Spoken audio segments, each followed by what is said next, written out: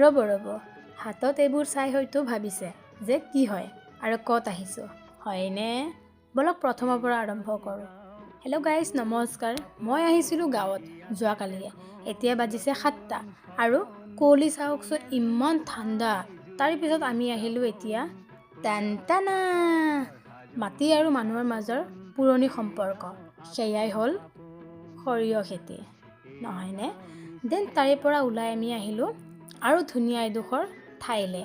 এয়া চাওকচোন ইমান ধুনীয়া আৰু ইয়াতে পিকনিকো খাব পাৰি। কোনোবাই যদি পিকনিক স্পট বিচাৰি আছে দেন ইয়ালৈ আহিব পাৰে। মই ইমান ভালকৈ নাম নাজানো বাৰু। ইয়াতে পালোঁ বহুত ধুনীয়া এটা বস্তু। এয়া চাওক কিবা বনাম এয়া দি লগতে মোৰ বৰমাও বিচাৰি দিছে। তাৰপিছত এয়া নাও পালোঁ, কেইটামান ফটো উঠিলোঁ, ভিডিঅ' বনালোঁ আৰু আমি পূৰা ফেমিলি আহিছোঁ ইয়ালৈ। এইটোৱে সময় ফেমিলিৰ লগত এনজয় কৰা নহয়নে। আজিলৈ ইমানে। থেংকছ ফৰ ৱাচিং।